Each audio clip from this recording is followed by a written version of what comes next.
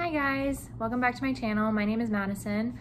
This is Cleo, and that's my Donna Missile poster right behind me, so don't mind the scary face. Today I'm going to be uploading and talking about a video having to do with radiation treatment and then also my endocrine therapy. This will be kind of the last video talking about what my active treatment has been like.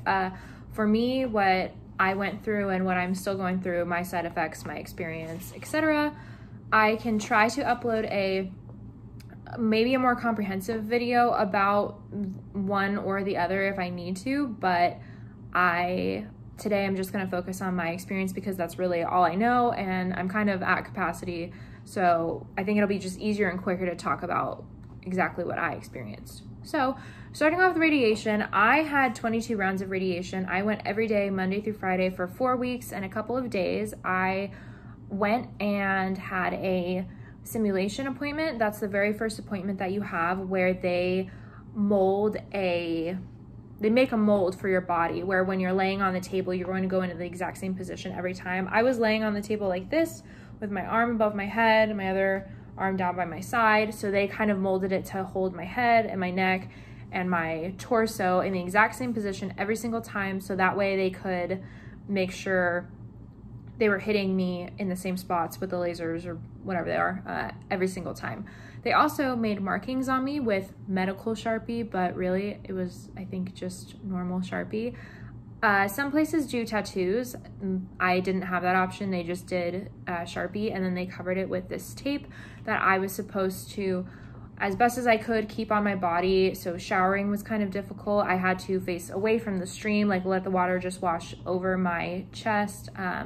And they were pretty visible, like large markings. It kind of looked like a toddler just like scribbled all over me. No, I can't. I'm not going to edit this, but I can maybe post a picture on my Instagram, where I think I do have a picture on my Instagram, but basically the Sharpie marks were, I mean, if I wore clothing that was kind of low cut, you could see because it went up to my collarbone and also went down like past my rib cage. These markings were to line me up with the machine in the correct spot every single time, because I was hit, I think, from 2 different directions. There was one beam that I believe went like this and went across my breast, and then another beam that came from the bottom and went like this. And also they kind of went up into my like sentinel lymph nodes because there were cancer cells found there. So my radiation field was a little bit larger than maybe some other people's. My cat is trying to claw me.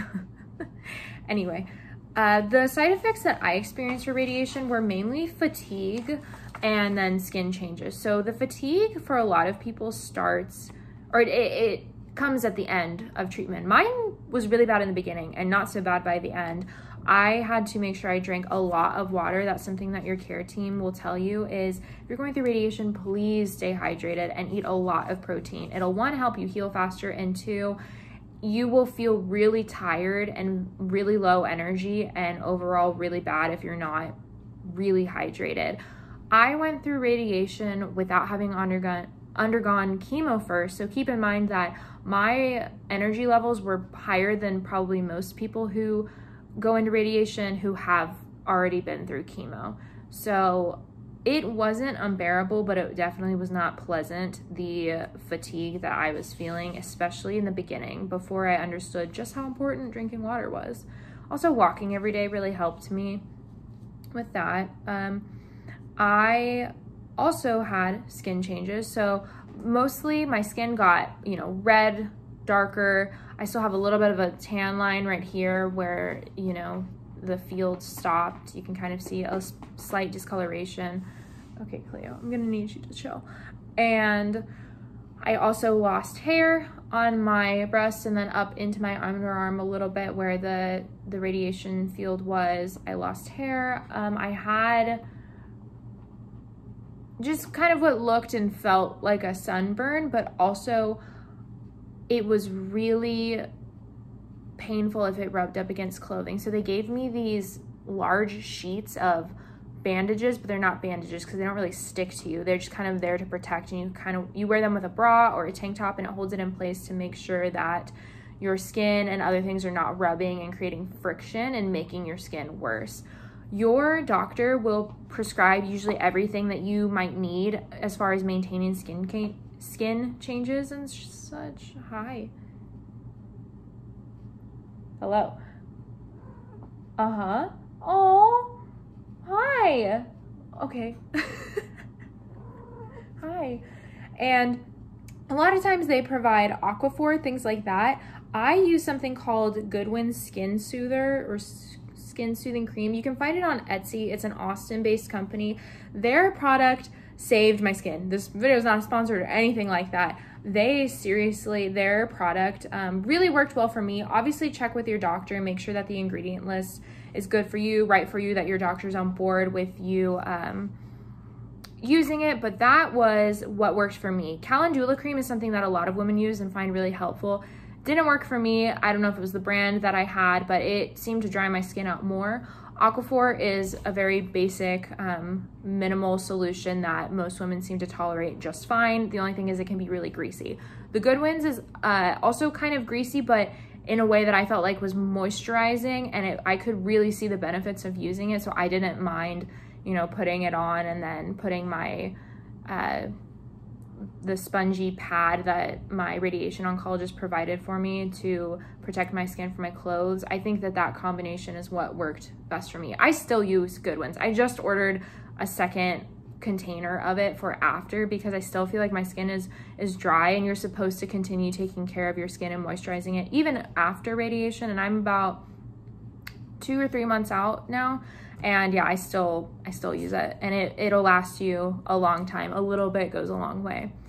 As far as stretching goes, that is something else that you will need to do while you're undergoing radiation, is making sure that you're doing your daily stretches, so you don't have any muscle tightness that lasts after radiation. Because with radiation, it changes your skin, it makes your muscles tight, and if you don't keep doing those stretches, you can have what's called cording, which I did experience, but it was a while after I stopped. I stopped radiation, I finished on December 30th, and I don't think I experienced cording until sometime in either late January or early February, but it was really painful. And stretching definitely helped it go away, and I believe I will be going to physical therapy for it. It's not really an issue anymore because it just kind of magically went away when I started doing those stretches every day again. But lesson learned, keep doing your stretches during and after, because you do not want the muscles and everything tightening up from radiation and making it really painful and losing range of motion.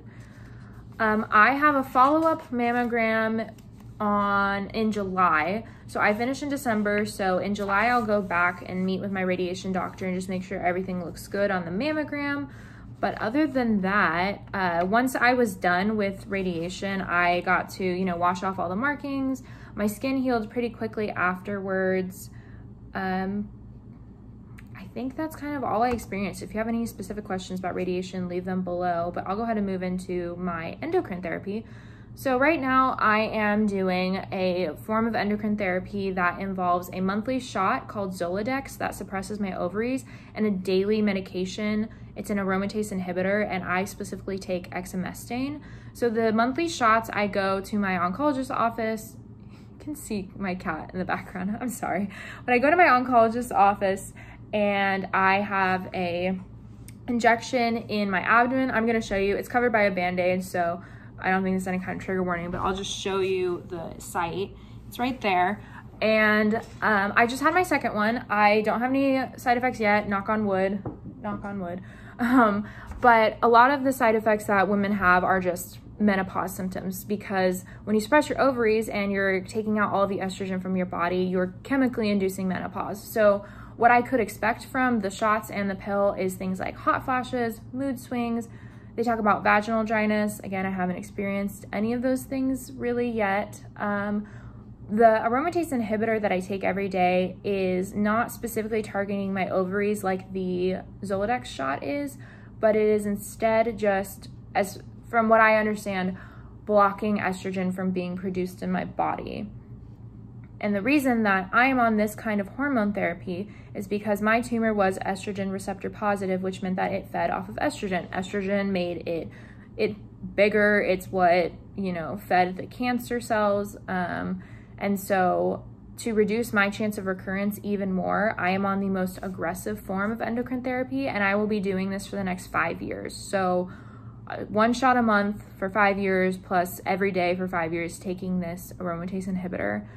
And this is something that I was really inclined and recommended to do, especially because I did not do chemotherapy. I needed something, as far as hormone therapy goes, that would make up for any percentage points that like I could have gotten off my recurrence rate probability with the hormone therapy, because I did not undergo chemo. My oncologist assured me that if this is just unbearable, if I start to have these side effects and I really can't handle it, that there are other options, like maybe not doing the Zoladex shots and just doing the AI, or also something called tamoxifen, which is something that a lot of other women are on, and I don't have experience with it. I'm not going to talk about it today because I just don't have the information about it, but they all do the same thing. They are chemically inducing menopause to try to lower your risk of recurrence, especially if you are hormone receptor positive. If you're not, there I don't think is any real benefit to doing the hormone therapy, but I could be wrong about that. I just don't know because mine is hormone positive. The long-term effects of this hormone therapy are things that come with menopause, like bone density loss. So I will be getting a bone density scan sometime in the next month or so, where they can get a baseline for how my bones are, my bone health is right now, and then, you know, do follow-ups to make sure that I'm not losing, I guess, too much. I'm supposed to be taking daily supplements like vitamin D and calcium to fight against that, fight against osteoporosis, stuff like that. I think that's mostly the long-term side effects from this kind of treatment. As far as fertility goes, I've been told that once I get off, my body should go back to normal and I should be able to conceive children with no problem. Obviously, this is kind of, you know, this is what they're telling me, but there's just not a lot of data on people my age doing this, and theoretically, I will be, well, not theoretically, I will be young when I finish this, so I'll be done by the time I'm around 27, so theoretically, my body should be fertile enough to have no problem conceiving children if I choose to do so afterwards, because my body should just pick back up where it left off, is how my doctors kind of explained it.